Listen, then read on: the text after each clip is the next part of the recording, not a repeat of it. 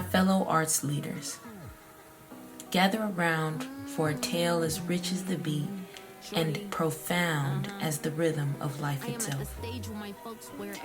I come before you not just as a speaker, but as a keeper of stories, a bearer of wisdom passed down through generations, and a humble seeker of the truth in a world where the beat never stops. What's in a name? That which we call a rose by any other name would smell just as sweet, William Shakespeare proclaims, and in this moment I must disagree. My name, Kai Kahani Shauki Smith, means the most to me because it was a gift. I received it on my first birthday, and it stands as a reminder of the path I choose to walk every day. My middle name, Shauki, translates to many different nouns throughout many different dialects across the African diaspora, and in part, they all revert back to the same definition.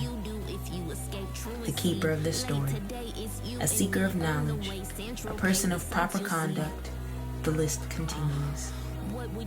To Mr. Shakespeare, I will reply, a name is a beacon, a guiding light in moments of darkness, and a token of remembrance from which one has come.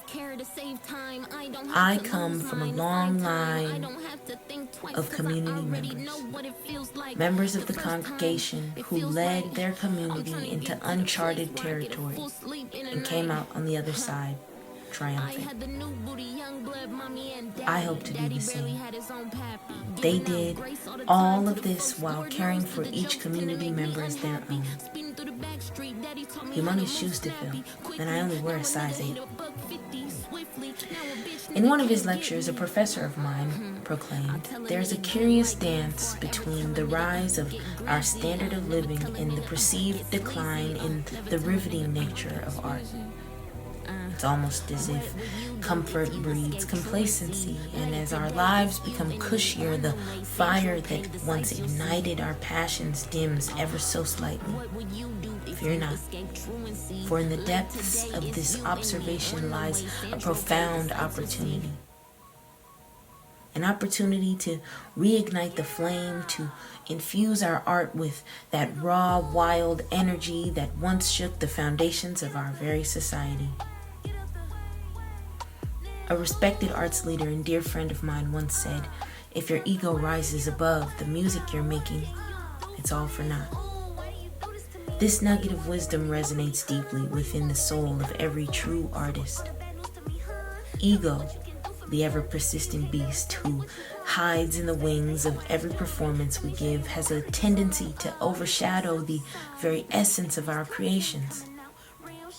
Ego has the keen ability to take us out of moments of celebration and similarly insert us into moments of which we are not the center. The truth is, our ego gets the short end of the stick. They set out to keep us safe and secure, comfortable, ready for the moments when we need to save ourselves from disrespect or perceived harm. And somewhere along the lines, we lost the plot. I am for self-preservation as much as the next person, and when the need for self-preservation becomes larger than the music, we lose sight of the magic that drew us to this craft in the first place. So, my friends, let us humble ourselves before the music.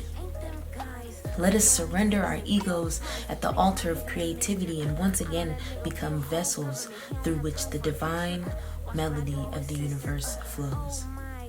Now, hip-hop. Hip-hop is a cultural juggernaut that shaped our musical landscape and has become a beacon of convivialist values. In a world fraught with division and discord, hip-hop stands as a testament to the power of unity and togetherness. Hip-hop is not just about beats and rhymes, it's about the community that breathes life into every lyric, rhythm, and dance move. Hip-hop started as a movement created by the people, for the people.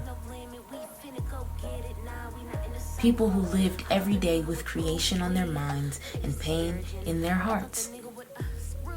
taking that pain and transmuting it into something tangible for the world to hold on to. Something for all of us to enjoy. And boy, do we. Cultural capital, if you will.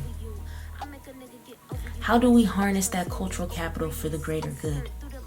How do we use our art to make the world a better place? The answer lies in the understanding of the structures that govern our society and recognizing our own power to effect change within them. We are the keepers of our own stories, the architects of our own desires, our own destinies, and the seekers of our own experiential knowledge. If you take away one thing from this speech, let it be this. Be an active participant in shaping the world you wish to inhabit, instead of a passive passenger on the journey that we call life. We must acknowledge the transformative power of art in fostering humility and understanding. Through storytelling, painting, music, and dance, we can bridge the gaps between communities and cultures, fostering connections that transcend language and borders. In a world where division and misunderstanding often reign, it is through our art that we build bridges of compassion and togetherness, paving the way for harmonious and inclusive global culture. Do not underestimate the importance of resilience in the pursuit of artistic excellence. As creators, we are bound to encounter setbacks, rejection, and criticism. It is through these challenges that we grow stronger, honing our craft and refining our vision. Embrace failure not as a deterrent, but as the stepping stone towards greater heights of creativity and self-expression. With each setback, let us rise anew, fortified by the knowledge that our resilience is the foundation upon which our artistic legacy is built. Never lose sight of the intrinsic value of art itself. In a world obsessed with productivity and material gain, art reminds us of the beauty and wonder that exists beyond the realm of utility. Whether it be a breathtaking painting, a haunting melody, or a stirring performance, art has the power to awaken our senses, stir our emotions, and transcend the boundaries of the mundane. It is up to us to cherish and celebrate the artists who enrich our lives with their creations, for they are the guardians of our shared humanity and the custodians of our collective imagination. Amidst the heavy matters of society and culture, we must not forget to inject a healthy dose of humor into our lives. As the saying goes, laughter is the best medicine, and in these trying times, we could all use a good laugh or two. So here's to the comedians, the court jesters, the funny guys, and everyone in between who reminds us not to take ourselves too seriously, for in the end, it is laughter that sets us free. In closing, let me leave you with the words of George Bernard Shaw. We are made wise not by the recollection of our past, but by the responsibility for our future.